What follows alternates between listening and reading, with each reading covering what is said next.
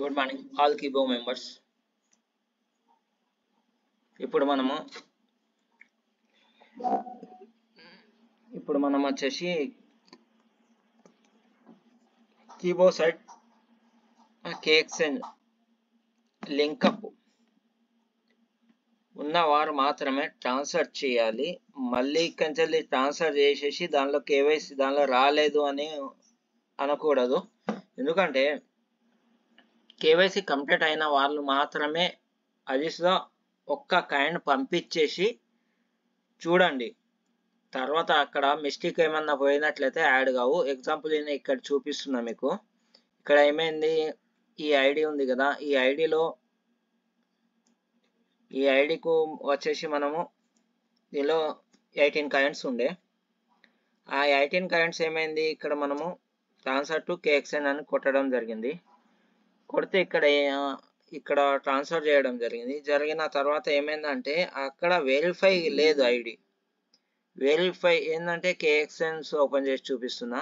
ఇక్కడ చూడండి, ఇక్కడికి వచ్చేసి మనము అకౌంట్ సెట్టింగ్లో పోయిన తర్వాత ఇక్కడ ప్రొఫైల్ ఇవ్వడం జరిగింది. దాని తర్వాత అప్డేట్ కేజీఎన్ ఇవ్వడం జరిగింది. ఇక్కడ కేవైసీ ఇక్కడ పెండింగ్లో ఉంది. ఇక్కడ కేవైసీ పెండింగ్ ఉన్నట్లయితే కంపెనీ ఈ ఐడిను గ్లోబల్కు కేజీఐఎన్కు కనెక్ట్ చేయలేదన్న అర్థం. ఇది కనెక్ట్ కాలేదన్న అర్థం. కనెక్ట్ అంటే వాళ్ళు మన కీబోకు ప్లస్ కేఎక్స్ఎన్కు లింకప్ చేయడం జరుగుతుంది. ఈ మన మెయిన్ నెంబర్ మనకు ఏంటంటే ఇక్కడ your K global identification number, దీని ద్వారానే మనకు కీబోర్డ్ నుండి ఇదే మన అడ్రస్ అన్నట్టు. దీని ద్వారానే మనకు దీనికి కీబోర్డ్ సైట్ నుండి కేఎక్స్ఎన్కు రావడం జరుగుతుంది. ఎప్పుడు ఈ వెరిఫికేషన్ సక్సెస్ఫుల్లీ అయినప్పుడే లింక్ అవ్వడం జరుగుతుంది. వాళ్ళు వెరిఫికేషన్ చూసుకొని వాళ్ళు లింకప్ చేయడం జరుగుతుంది. అయితే ఇక్కడ ఏమైందంటే ఇది కాకముందు, వెరిఫికేషన్ కాకముందు ఏమైంది, దీనిలోకి వెళ్ళి సెండ్ చేయడం జరిగింది. ఫండ్స్ అనేది సెండ్ చేయడం 18 చేయడం జరిగింది. ఇక్కడ ఏమైంది, దీనిలో షో చేయడం లేదు.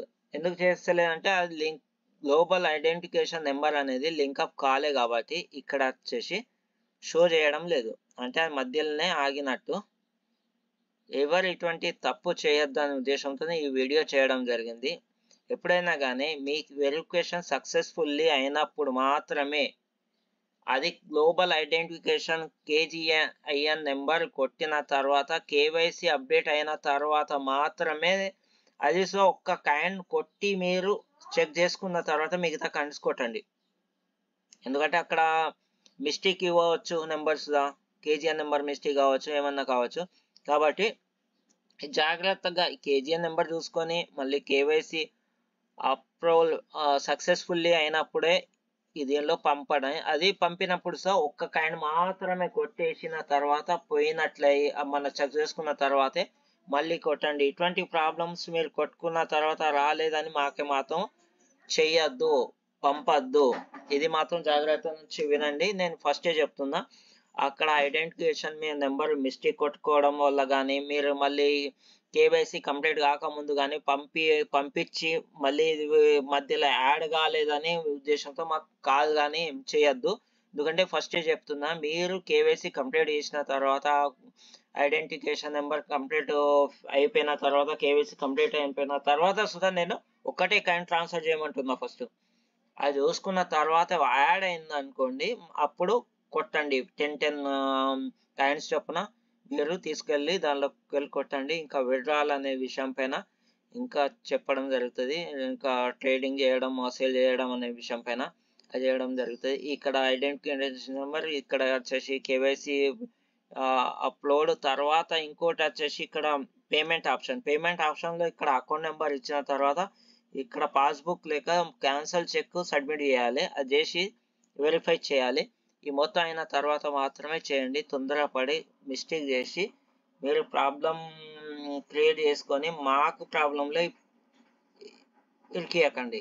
ఎందుకంటే మార్క్స్ మేము పైన పంపించడానికి సో వీళ్ళ అకౌంట్ ఉంది. ఎందుకంటే మనం మిస్టేక్ మనం చెప్పిన తర్వాత సుధా మనం మిస్టేక్ చేసుకుంటున్నాం కాబట్టి. Okay, thank you. మళ్ళీ నేను ఒక వీడియో చేయడం జరుగుతుంది. కంప్లీట్గా పేమెంట్ అనేది స్టార్ట్ అయిపోతుంది. డిపాజిట్ విత్డ్రాల్ కానీ ట్రేడింగ్ బయింగ్ సేలింగ్ కానీ దాని విషయం పైన చేయడం జరుగుతాయి. కాబట్టి చాలామంది మన కింద ఉన్నటువంటి వాళ్ళకి విషయం పోవాలంటే యూట్యూబ్ ఛానల్ సబ్స్క్రైబ్ చేయండి. Okay, thank you.